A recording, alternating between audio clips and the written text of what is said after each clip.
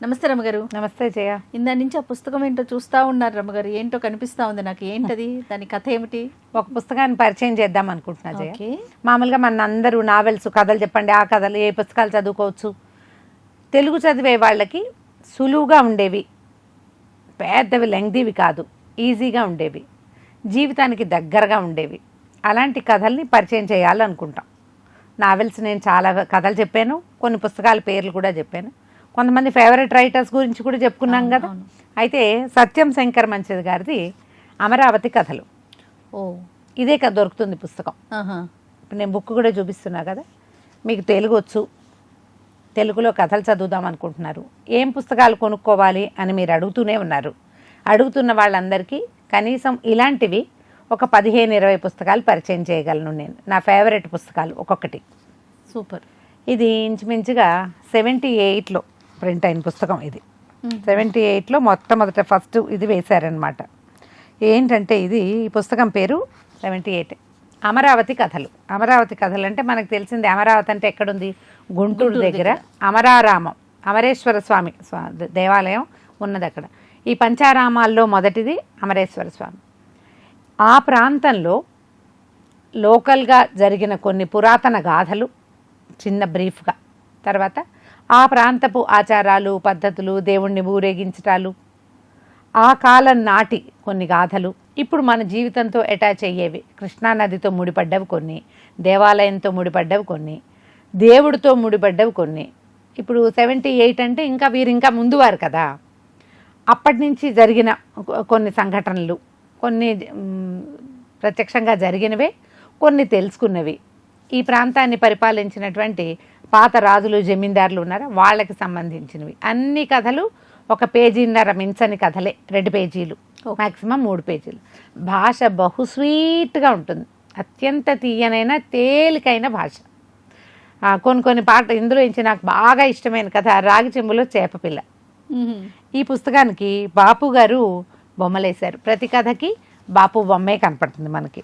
ఇగో నేను కరెక్ట్గా నా ఫేవరెటే వచ్చింది చూడు. రాగి చెంబులో చేపపిల్ల, శివుడు కనపడుతున్నాడా, నీళ్లు, చేపపిల్ల ఒకటి కనిపిస్తుంది. ఇట్లా బోలెడన్ని కథలు ఉన్నాయి. అన్ని కథలు 2 పేజీలు 3 పేజీలే. కొన్ని ఆయన అనుభవాలు కూడా అయి ఉంటాయి బహుశా. ఎన్ని రకాల కథలు కనిపిస్తాయో మనకి. అప్పుడు బహుశా అంటే మరి పత్రికలో పడి ఉంటాయి, జ్యోతిలో. మన చిన్నప్పుడు కదా, అప్పుడు నేను చదవలే, కొంచెం పెద్ద అయ్యాకే అమరావతి కథలు అని కనపడేశారు కదా, పుస్తకం కొనుక్కొని తెచ్చుకున్నాను. మధ్య మధ్యలో చిన్నప్పుడు పత్రికలో కూడా ఎప్పుడో పాత పత్రికల్లో ఒకటి ఎరా చదివాం. ఈ పుస్తకం తెచ్చుకున్నాక ఇంచుమించు కంఠోపాఠంగా ఉన్నాయి నాకు. ఆ రాగి చెంబులో చేపపిల్ల కథ ఎంత ఇష్టమో. వరద ఒక కథ కూడా ఉంది. ఈ కృష్ణానదికి వరదలు వస్తాయి, గోదావరికి వరదలు వస్తాయి, కృష్ణకు కూడా వరదలు వచ్చేవి ఆ కాలంలో.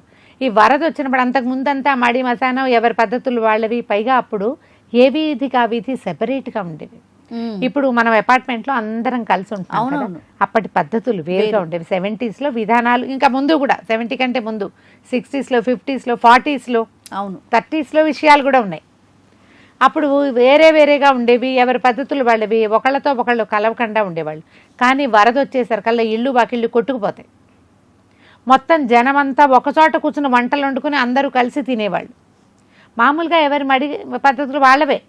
మరి వరద వచ్చినప్పుడు, చచ్చే కాలం వచ్చినప్పుడు ఇక తప్పదు కదా. అసలు ఆ వరద కథ ఎంత బాగుంటుందో, ఎంత జీవితానికి దగ్గరగా, ఇంత క్లోజ్గా. ప్రాణాపాయ స్థితి వచ్చినప్పుడు నువ్వెవరు నేనెవరు, అప్పుడు ఇక కులము మతం పేర్లు తేడాలేమున్నాయి, మనుషులంగా మిగులుతాం కదా. అంతేగా. అయితే వరద వెళ్ళిపోయాక మళ్ళీ మామూలే. నిన్న మనమంతా కలిసి ఉన్నామని రేపు గుర్తుండదు అసలు. నిన్నటికి ఇవాళ రేపు పద్ధతులు, ఎవరి ఆచారాలు వాళ్ళకి గుర్తొచ్చేస్తాయి ఉంటుంది. ఈ రాగి చెంబులో చేపపిల్లలో ఒక ఆవిడ ఒక మామగారిని చూపిస్తారు. ఆవిడ పరమమడి, ఇంటికి నీళ్లు తెచ్చుకోవడానికి కూడా వాళ్ళెవరో ఎదురొచ్చారు, వీళ్ళెవరో ఎదురొచ్చారు అని మళ్ళీ నీళ్ళు తీసుకెళ్ళి వెనక్కి పారపోసేసి మళ్ళీ తెచ్చుకుంటుంది. 100 స్నానాలు చేస్తుంది. ఆ కృష్ణలో మునిగినట్టే ఉంటుంది. చచ్చి చెడి ఎటాగో అపరాహ్నానికి బిందె నీళ్లు తెచ్చుకుంటుంది. ఆ మధ్యలో గోపూజ ఒకటి. ఆ ఆవు ఏమో ఈవిడిని చూసేసరికల్లా కర్రేవ ఒకటి ఉంటుంది ఒకళ్ళ ఇంట్లో.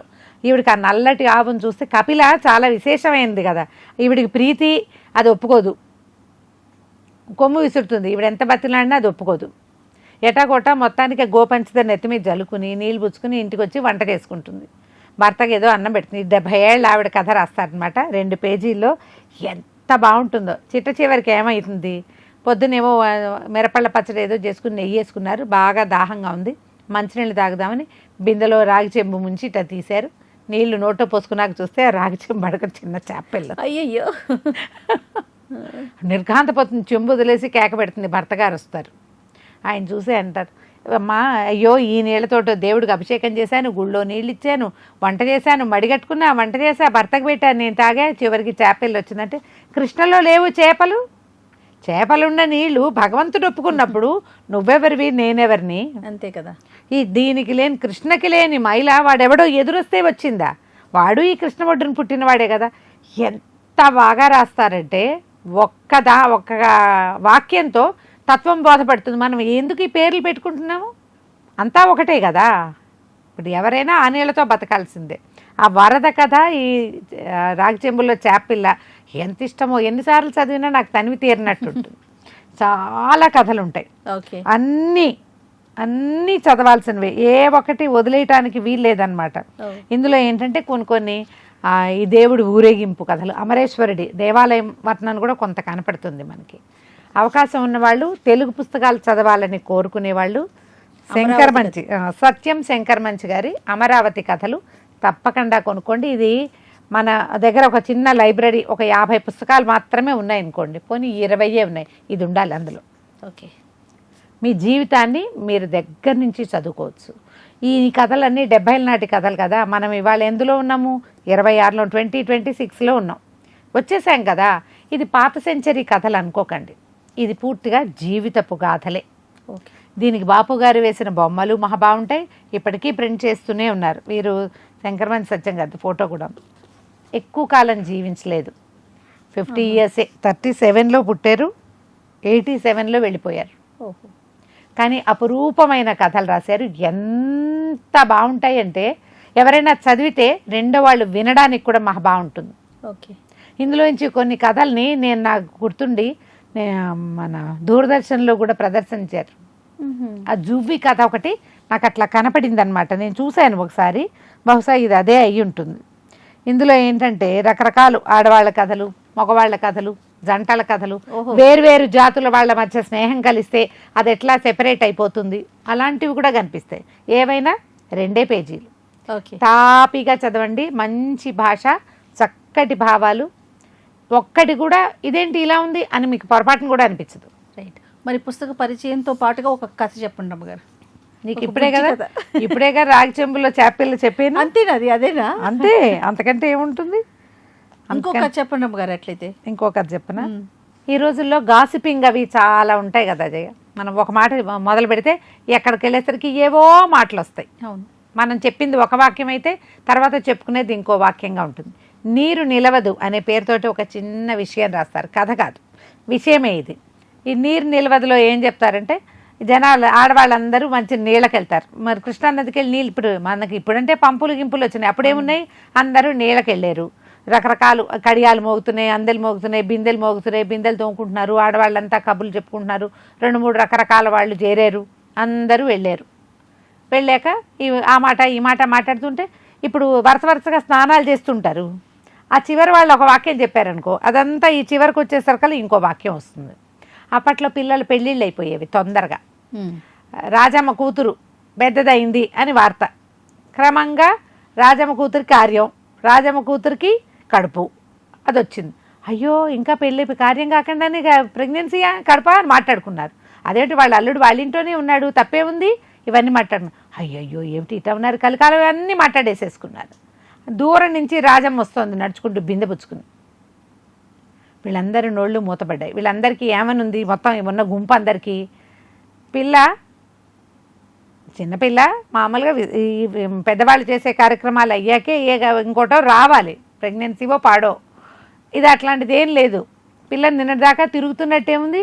అయ్యో ఇలాగా అంటే వీళ్ళు మాట అంతా పోయింది కదా. నిశ్శబ్దంగా కూర్చున్నారు అంతా నీళ్లలో.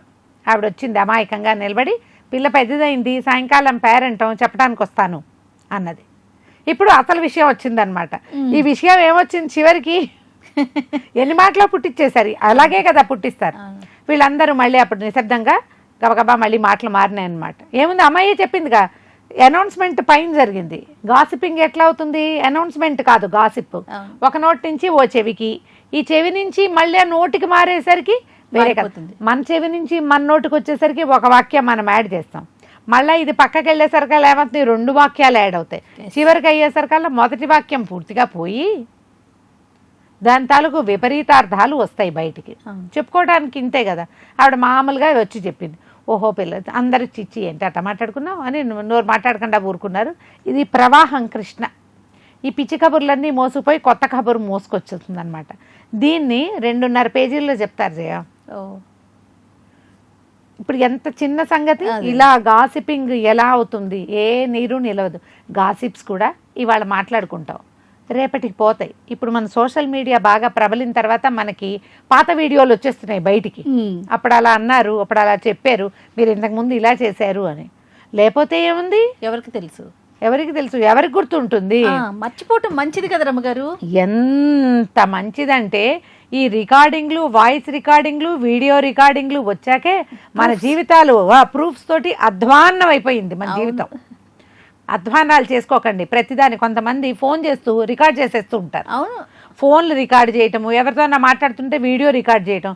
ఏం చేసుకుంటారు ప్రూఫ్స్తో? బతకద్దు మీరు, బతకాలి కదా. బతకడానికి ఆలోచించండి. ప్రూఫ్లతో మీకు అన్నం పెట్టవు ప్రూఫ్లు, సుఖాన్ని ఇవ్వవు, సంతోషాన్ని ఇవ్వవు. ఏదో ఒక విషయంలో సాక్ష్యంగా ఉపయోగపడతాయి. అది వన్స్ ఇన్ ఏ వైల్ మాత్రమే. రోజువారీ మీ జీవితాలకు అవే గొడ్డలి పెట్లుగా మారుతాయి. ఆ కథ మళ్ళీ మళ్ళీ చదువుతూ, పుస్తకాలు నేను చెప్పా కదా మళ్ళీ మళ్ళీ చదువుతాను, ఇది కనపడప్పుడల్లా మళ్ళీ తిరిగేసి ఏదో ఒకటి చదువుతూ ఉంటా. ఆ గాసిపింగ్ చూసి చదివినప్పుడల్లా, ఈ నీరు నిలవదు అని చదివినప్పుడల్లా అనుకుంటా, ఇప్పుడు నిలిచిపోతోంది నీరు. ఇప్పుడు నిలిచేమవుతుందో తెలుసా, గుంటలు కట్టి దాని నిండా నీరు నిండి దాంట్లో పురుగులు పుడుతున్నాయి. అవి మీ బుద్ధిలోకి ఎక్కుతున్నాయి, మన బుద్ధిని పాడు చేసేస్తున్నాయి. అవి జీవితాలు సర్వనాశనం అయిపోతున్నాయి. ప్రూఫ్స్ పెట్టకండి, ప్రూఫ్స్ ఎక్కించకండి. పాత కథల నుంచి కొంచెం నేర్చుకోండి. వీలైతే సత్యం శంకర్ మంచి గారి అమరావతి కథలు పుస్తకం కొనుక్కోండి. ఎవరికైనా మంచి పుస్తకం గిఫ్ట్ ఇవ్వాలంటే ద బెస్ట్ గిఫ్ట్ ఈ పుస్తకం. తప్పకుండా. నమస్తే. నమస్తే జీ.